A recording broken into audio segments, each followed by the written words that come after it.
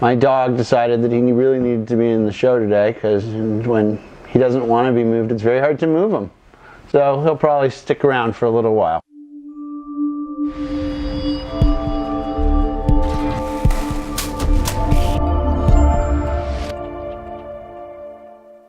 Ladies and gentlemen, welcome to today's episode of The Wine Couch. So we're going to talk about wine ratings today.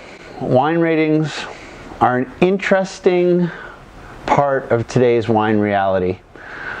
People trust wine ratings, which is interesting because just about anybody can give a wine rating. They don't necessarily have to be qualified. There's no right, there's no wrong.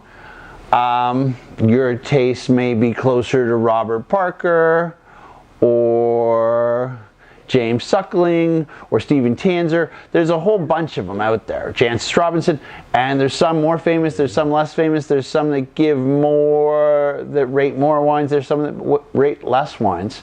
Another interesting phenomenon that's happened over the past, I don't know, it's really happened over the past 20 years, I'd say, is wines that used to garner ratings of, the high 80s now garner ratings in the low 90s.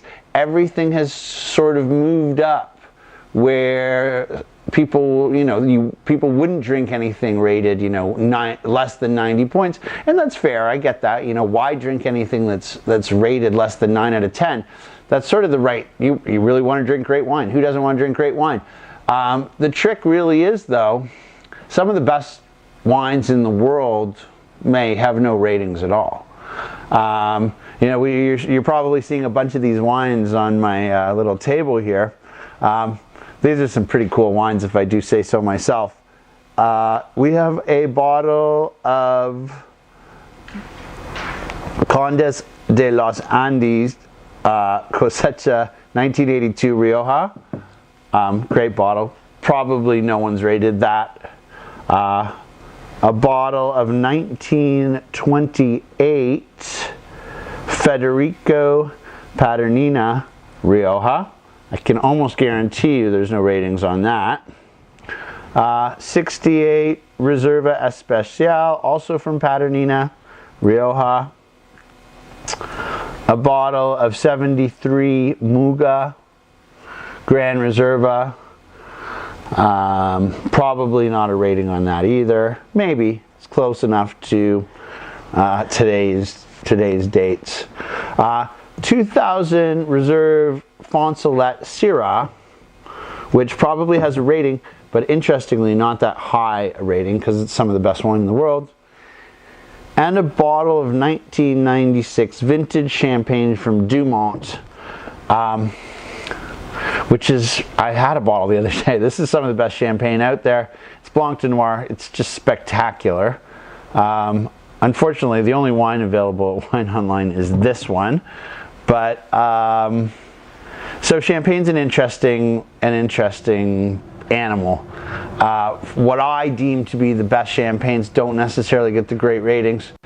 It's old. For me, I like to drink an older champagne because I don't like my champagne too bubbly. I also prefer Blanc de Noir, which is great. Blanc de Noir means it's made from Pinot Noir grapes, primarily. I brought something that's incredibly highly rated just because it's important to talk about great ratings too, because great ratings doesn't mean it's not a great wine.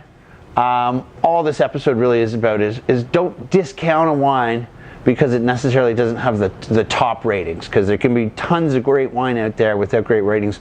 Look at the tasting notes, think about the grape and the region where it comes from, the vintage. If you're interested in doing a little research, that's the way to figure out if you're really getting a great wine. So this wine has a 98 plus rating. The wine's spectacular. I mean, you should lie to get the full feel of that wine, you should lie it down for 20 years, 15 years, maybe at least a decade, and then the wine will start to show really its greatness. And I think it's important to know that there's more to wines than the number beside it. And that's it. That's really all I got for you on this topic.